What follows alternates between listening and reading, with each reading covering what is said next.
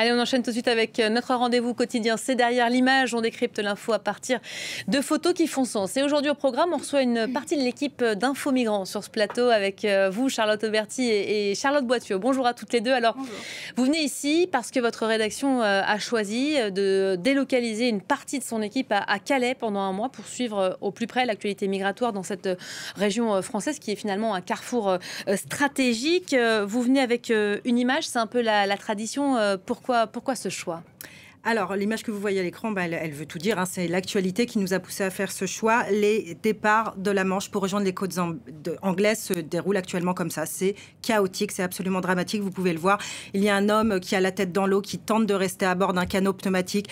On se bouscule pour monter. On n'a pas de gilet de sauvetage. Voilà. En fait, les départs sont devenus complètement chaotiques. C'est pour ça qu'on a voulu se rendre au plus près de ces plages pour voir ce qui s'y passe. Je rappelle qu'il y a 70 morts dans la Manche depuis le début de l'année, hein, c'est du jamais vu. À titre de comparaison, il y avait eu 12 morts sur l'ensemble de l'année 2023 et 1 mort en 2022. On a aussi fait le choix de cette délocalisation parce qu'on a constaté qu'un nombre important de ces décès en fait avait lieu maintenant pendant l'automne, au début de l'hiver, et ça c'est plutôt rare. Normalement, les traversées de la Manche s'effectuent au printemps ou en été quand les températures sont plus clémentes, les conditions météorologiques le permettent. Et là, en fait, on s'est rendu compte qu'en fait, on mourait autant en été qu'en hiver. C'est aussi la première fois, hein, je tiens à le souligner, qu'on parle d'autant de corps qu'on retrouve sur les plages françaises. Ça, c'est vraiment très inhabituel en France. On parle souvent de corps retrouvés quand on évoque les sujets d'actualité de l'autre côté de la Méditerranée, quand il y a des naufrages en Méditerranée. C'est une crise visible sur nos côtes maintenant. Exactement. Ces corps, on les repêche maintenant sur le littoral français. Et c'est absolument nouveau, ça, pour la France. On a aussi pensé à cette délocalisation parce que, bien évidemment, les traversées, malgré ces drames, continuent. Il y a une forte militarisation sur le littoral nord, mais les traversées continuent. Depuis le début de l'année, il y a 30 000 migrants qui ont atteint les côtes de l'Angleterre. 30 000 migrants qui sont parvenus en Angleterre, mais il y en a évidemment beaucoup plus qui ont tenté ces traversées-là. Donc les chiffres restent très importants. Et pour toutes ces raisons, du coup, on a décidé de s'installer là-bas pour être au plus près de cette actualité. Et on y reste jusqu'à mi-décembre. Alors, c'est pas nouveau, hein. Vous allez régulièrement à Calais. Qu'est-ce qui a changé avec le temps ? Alors, la situation change régulièrement sur ce littoral. Comme on disait, il y a beaucoup plus de morts qu'auparavant. Ça, c'est vraiment le changement le plus probant, le majeur. Selon les ONG, il est dû à la militarisation des côtes dont je parlais justement, qui pousse. Alors la militarisation, donc c'est la présence des policiers sur le littoral qui sont là pour empêcher les migrants de prendre la mer, qui sont là aussi pour empêcher les drames parce que c'est une traversée extrêmement dangereuse.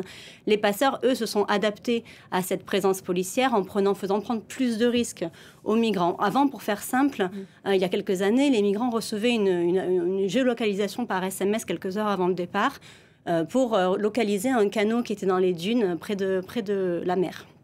Ils y allaient, ils prenaient le canot, ils le gonflaient, ils le mettaient à l'eau, ils partaient. Désormais, étant donné que les policiers sont plus présents sur les plages, l'idée c'est d'aller le plus vite possible. Donc il y a vraiment un sentiment d'urgence, de précipitation. Donc on voit de plus en plus de canots qui sont mis à l'eau sans avoir été convenablement gonflés. Donc c'est extrêmement dangereux. On voit aussi des canots qui n'ont pas de fond rigide.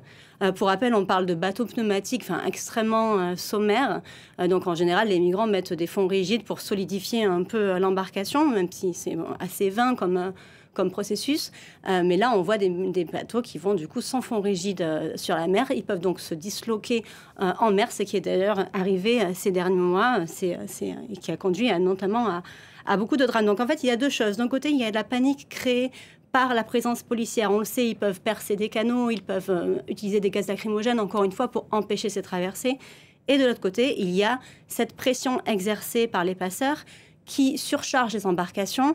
Et donc, en fait, ce qui est très important de savoir, c'est qu'aujourd'hui, le risque, il est moins de se noyer lors d'un naufrage en mer que d'être bousculé, d'être asphyxié et de mourir en fait au moment de la montée sur le bateau. Ça se passe au départ souvent. Sur la plage. Oui, voilà. Ça, c'est une chose nouvelle qu'on voulait ajouter, c'est qu'on a remarqué qu'il y avait aussi un phénomène de montée sauvage. C'est-à-dire que ça, on ne l'avait jamais vu avant. C'est-à-dire qu'il y a des migrants désargentés qui n'ont plus d'argent pour X ou Y raison, mais qui veulent absolument traverser. Ils se greffent. Donc en fait, ils vont même prendre d'assaut parfois des canots, des groupes de 5, 10, 15, 20 personnes qui vont essayer de monter de force dans un canot.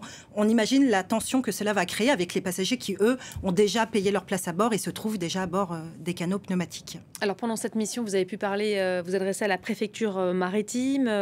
Quel est leur sentiment face à cette situation? Alors aussi, ils se sentent un petit peu dépassés. Je rappelle que la préfecture maritime, à la différence des policiers, ils ont un travail uniquement, si je puis dire, humanitaire. Ils ne sont pas là pour essayer d'intercepter les migrants, ils sont là pour sauver des vies humaines en mer. Alors le porte-parole qu'on a pu interroger est forcément très inquiet par la tournure des événements. Comme l'a dit Charlotte, il y a une surcharge des canaux qui est assez impressionnante et auquel il n'avait pas vu ça depuis de nombreuses années. Il faut rappeler que l'approvisionnement en canaux, c'est vraiment un sujet majeur parce qu'il a été compliqué ces derniers mois par les démantèlements en fait de toutes les filières les mafias qui existent à travers l'Europe. Hier encore en Allemagne, il y a une filière irakienne qui a été démantelée et les autorités allemandes ont saisi 300 canaux pneumatiques. C'est 300 canaux en moins pour les passeurs qui se trouvent dans la Manche. C'est-à-dire que comme les passeurs disposent de moins de canaux, ils vont surcharger ce dont ils disposent. Donc, on assiste à des sauvetages en mer de canaux où il y a parfois 60, 70, voire 100 personnes. Ce qui, évidemment, pour la préfecture, rend cette traversée extrêmement périlleuse et extrêmement fragile. Et puis, un détail qui n'en est pas un, la préfecture a beaucoup insisté, en fait, sur les dangers qui se passent sur la bande littorale, sur les plages. Comme l'a dit Charlotte, on ne meurt pas seulement en haute mer, on meurt aussi sur la plage. Et la préfecture insiste sur les dangers des marées. En fait, il y a énormément de migrants à qui on a parlé qui se sont fait surprendre par les marées. En fait, il faut s'imaginer qu'on est la nuit, qui fait extrêmement froid, qu'on ne voit pas. On se fait surprendre par les marées qui montent. On peut mourir noyé sur le bord de l'eau. Il y a les courants marins, les rochers, le tout est amplifié par le vent. Il y a vraiment des risques de mort assez importants, rappelle la préfecture, sur les plages. Alors Charlotte, vous avez également parlé aux exilés évidemment et vous avez remarqué que l'Angleterre n'est pas forcément une destination de choix, mais dernier recours. Oui, c'est ça. Ça reste une destination de choix pour une catégorie de migrants qui parlent anglais, qui a des membres de la famille, des membres de communauté en Angleterre, mais c'est vrai que ce n'est pas la majorité des cas des personnes qu'on interviewe sur place.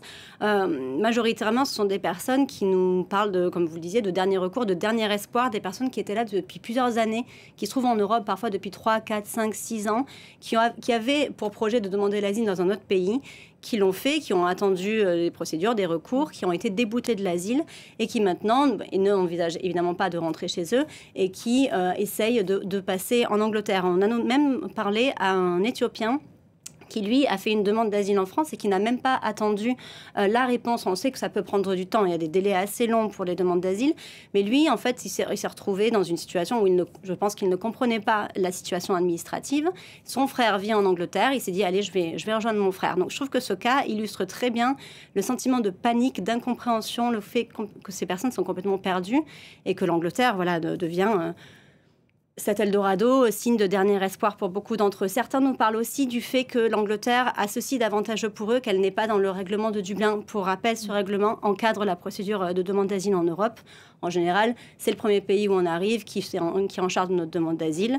Mais alors, quand on va dans un autre pays, quand on veut demander l'asile ailleurs, on peut être renvoyé vers ce premier pays-là. L'Angleterre, ne faisant plus partie de l'Union européenne depuis le Brexit, n'applique plus ce règlement. Et donc, beaucoup nous ont dit, moi, je veux aller en Angleterre parce que je veux m'enfuir de ce règlement de Dublin. On peut d'ailleurs écouter un migrant afghan qui est dans ce cas-là, qu'on a rencontré sur place. ډوبلین هم تقریبا شپږ میاشتې ډوبلین ما بلجیم کې تیر کړلو او بیا بلجیم کې ما ته وویل چې تا ډوبلین 18 میاشتې لاړ دی نه ځای درکولو د ځای مشکل و نه خوراک سیستم و هیڅ هم نه و او ما ته ډېر سخت و پلان مې دا وتړل چې زه لاړ شم لندن ته والا هو 100% مرګ دی موږ ښه پوهېږو چې دلته مرګ دی خو بیا هم مجبوري ده بله لار نشته ده چې موږ مرګ په ځان منو او دې له لارې لندن ته ځو د اوبو له لارې. Charlotte, un mot également des campements de fortune où vous êtes rendue, situation toujours aussi catastrophique, j'imagine. Justement, à Lundplage, près de Dunkerque, là où était ce migrant qui vient de parler, la situation, les gens vivent dans des bosquets, dans des bois. Vraiment, on ne parle plus de jungle proprement parlé comme avant 2016, mais de fait, les migrants disent toujours jungle. Les toiles sont tendues sur les arbres. Ils vivent au milieu de la boue. Ils n'ont accès, évidemment, ni à l'eau potable, ni à l'électricité. Ils ont extrêmement froid. Ça, c'est quelque chose de très important pour eux. D'ailleurs, on le voit lors des distributions de nourriture et de denrées organisées par les associations. Les migrants se ruent autant sur la nourriture que sur les palettes de bois pour faire du feu. C'est très très important pour eux de se protéger. Et bien évidemment, ajouté à tout ça, il y a l'angoisse des démantèlements qui sont extrêmement fréquents dans la région de Calais. Voilà, des démantèlements de campements dont on parle absolument toutes les 48 heures, c'est ça? Oui, c'est ça, jusqu'à 3 fois par semaine. C'est un balai tellement bien rodé qu'en fait, les migrants que nous avons rencontrés se préparent en fait à la venue des policiers. Ils plient chaque matin leur tente, rassemblent leurs papiers administratifs, leurs couvertures, et puis ils se décalent. Ils attendent que la police, voilà, vous le voyez à l'écran, ils plient tout, ils attendent que la police arrive, retire tout ce qui reste du campement, et puis ils reviennent s'installer quelques heures après. Il y a aussi, on en a beaucoup parlé sur ce plateau, les expulsions, les expulsions. La différence des démantèlements, c'est que la police va empêcher les migrants de se réinstaller sur un lieu de vie, ce qui va pousser d'autant plus les migrants à trouver de nouveaux endroits, à de s'invisibiliser encore plus en se cachant toujours plus loin dans des forêts, dans des bosquets, loin des villes. Merci beaucoup les filles pour ce passage par le plateau de Paris Direct et cette délocalisation de la rédaction d'Info Migrants, évidemment retrouvée sur les réseaux sociaux. C'est la fin de cette séquence. Restez avec nous, l'info revient dans un instant.